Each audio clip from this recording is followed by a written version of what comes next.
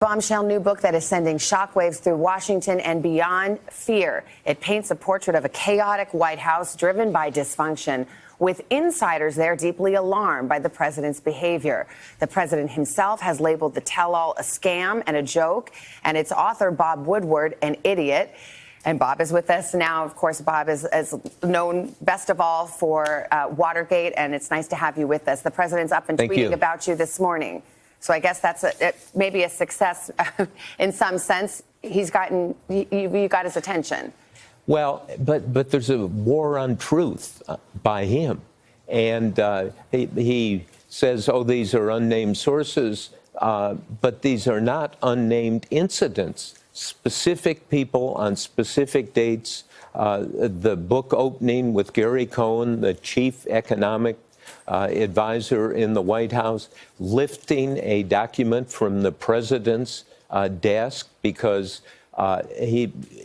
Cohen worries, as he tells an associate, I have to protect the country because this will unravel a trade deal which will jeopardize one of the most important intelligence operations we have going on. And the documents reprinted in the book there, and the president is saying, well, if he'd known about this, he would have fired Gary Cohn in 2 seconds. We didn't know about it because the document was taken. And we'll get to the specifics, but just, you know, you've been around a long time. You've covered, I think, what, 8 or 9 presidents. Were you shocked by what you uncovered in this book? Well, I've never seen an instance when the president is so detached from the reality of what's going on. In one NSC meeting, a year after Trump was in office, the Secretary of Defense has to tell him, because the president's complaining about all this money we're spending on U.S. forces abroad. James Mattis says to him, we're doing this to prevent World War III. Now, the idea that a Secretary of Defense has to tell the president that all of these actions are designed to prevent the ultimate catastrophe. And then Mattis goes on and says, you know, if we don't keep these programs, which are very sensitive, the only deterrent option we have will be the nuclear option. Let's talk about your process a little bit, because we live in an era where the president talks about fake news. He's called this fraudulent. You know, anything that is unflattering to him, he generally calls fake news. It is mostly anonymous sources in here. Why should people trust you? But the incidents are not anonymous. It gives a date, it gives a time, who participates. Most often the president himself and what he says. Let me ask you, let me drill down, because there's a couple of things that are, I mean, they leap off the page. You have John Kelly, the White House chief of staff, calling the president an idiot, saying we're in crazy town. That's a quote. Yes. John Kelly now says that never happened. I didn't say it. Jim Mattis, another person, quoted as saying the president's understanding is like a 5th or 6th grader. He comes out subsequently and says, I didn't say it. Are they lying? They are not telling the truth. That's lying. No, but look, what's going on here, and my old boss at the Washington Post, Ben Bradley, the great editor, used to say the truth emerges. Sometimes it takes time. These people, these are political statements to protect their jobs. Totally understandable, but this is as carefully done as you can do an excavation of the reality of what goes on. Have you ever done one of these books, know that you've talked to a source, and then the source comes out publicly after the publication and says, that's not true? Happens frequently. Has it happened with this book? Somebody you've talked to comes out and just basically is lying. Look, I'm not going to, you know, you want to use the lie word. What I want to do is focus on, you know, this. Here's the problem.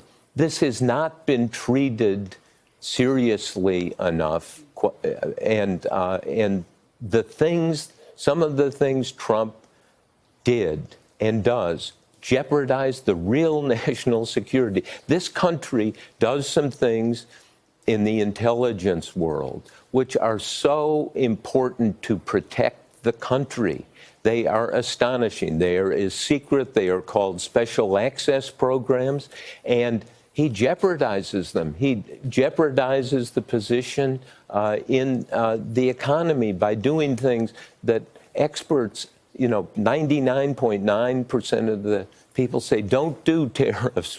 It doesn't work. He's got it in his head, and when people challenge him, he'll say, oh, I've had those ideas for 30 years. You're wrong.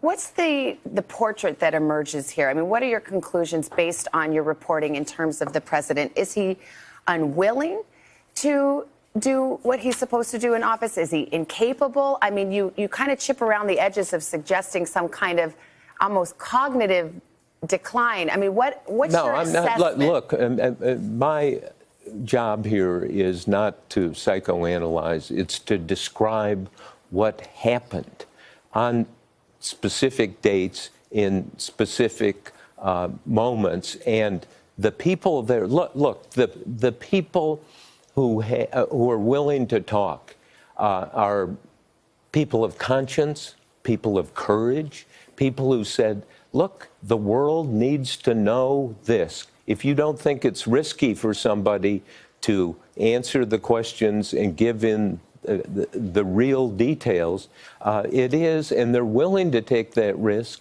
because, as Gary Cohn said, got to protect the country. There's a lot of anecdotes featuring John Dowd, the president's former lawyer, and you really go inside the room of the Russia investigation and Dowd's meetings with Robert Mueller and his staff. And at one point, you write that Dowd was aware that he had illustrated to the special counsel that the president was, quote, clearly disabled. Yes. What did he mean by that? Well, you worked for John Dowd, yes, right? I did. And does this ring true? Well, I'm the one doing the asking no, a not question. this moment. Can I ask that question? Does it ring true? You know what? You can't put me on the spot. I get to ask the question. I did work for John Dowd as a lawyer 15 years ago. And there is a lot in there that does ring true in terms of the way he speaks. Thank you and for that being kind of honest. Thing. Yeah, yes, I would say yes. And actually, I didn't want to be a witness in the case. I wanted to ask you the questions. Fair enough. But all of that happened, and what Dowd concludes in the end is that President Trump can't testify because he can't tell the truth. So that's what he means by clearly disabled. You think yes. It's an inability to tell the truth in Dowd's view. And he actually has a practice session with the president on January 27th of this year in the White House. They're looking out onto the Washington and Jefferson Monument, and Dowd says, okay, I'm going to play Mueller, and they do the role playing, and the president goes ballistic, is not under control, and Dowd says, you can't do this. You are not a good witness. And his conclusion, Dowd's conclusion in the end is that the president is a effing liar. Let me tell you about another quote that it leaped off the page for me, but also I wasn't sure I really understood it. Rob Porter, the former staff secretary who ultimately was forced out amid controversy, says at one point, this was no longer a presidency. This is no longer a White House. This is a man being who he is. And this is after the Charlottesville incident, and I go into that in great detail. And the president gave a very soothing speech to the country, and Porter worked with him on that, and then the president tunes into Fox, and they're saying, oh, look, he's making a course correction, and the president goes bananas and says, that's the dumbest speech I've ever given, taking it back, and then goes out and reaffirms that the problem in Charlottesville is both sides. And Porter's conclusion is that this repair, this necessary racial repair is, it can't be done. It's not going to happen. Briefly, before I let you go, obviously, yes. Since your book is coming out, we have the New York Times op-ed, an anonymous writer who says this is a senior official inside the Trump administration.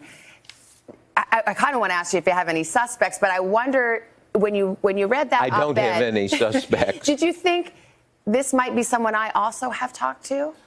No, I didn't, because the people I talked to, I insisted be very specific about the incidents, exactly what happened. As I've said, and I think this is important, the building blocks of journalism are specific events, what happened on this day, who said what, and this is a volume of Trump talking and acting and deciding. As I understand it, most of your interviews you recorded as well. Yes, yes. All right. Bob Woodward, thank you so much. Nice to have you here. The book is called Fear, and it's out tomorrow.